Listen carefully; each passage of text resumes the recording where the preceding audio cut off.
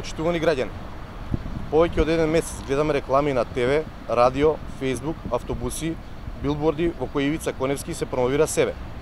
Во период кога централната власт крати на трошоци за рекламирање, Коневски продолжува да фрла пари на скапи реклами, како што ВМРО ДПМН правеше повеќе од 10 години.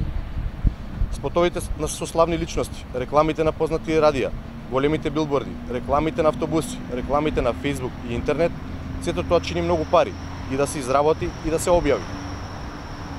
Коневски вели дека овие реклами се бесплатни.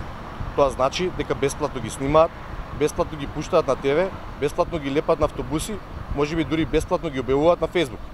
Ако е така, се поставува прашањето: зошто толку фирми и медиуми бесплатно работат за Коневски и со што ги има задолжено? Граѓаните на аеродром заслужуваат да знаат колку точно чини оваа кампања на Коневски и од каде се парите за истата. Од Коневски бараме што побрзо да одговори кој ги платил промотивните видеоспотови што ги објавува општина Аеродром и колку чинат. Кој ја платил промоцијата на Facebook и колку чини. Кој ја платил рекламата која моментално се наоѓа на трговскиот центар Капитол и колку чини. Кој ги платил билбордите кои се наоѓаат на железничката станица и колку чинат. Кој ги платил рекламите поставени на автобусите на ЈСП и колку чинат. Ако пак се ова бесплатно, кој му се одолжува на Коневски и зашто?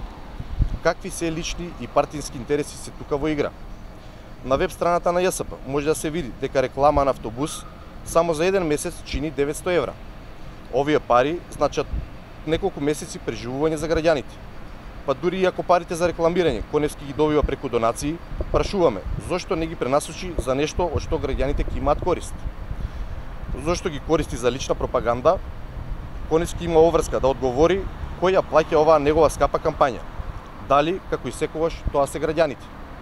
Општина Аеродром и низините граѓани не заслужуваат ваква расипничка локална власт. Веќе оваа есен граѓаните на Аеродром ќе изберат нов градоначалник и нов совет.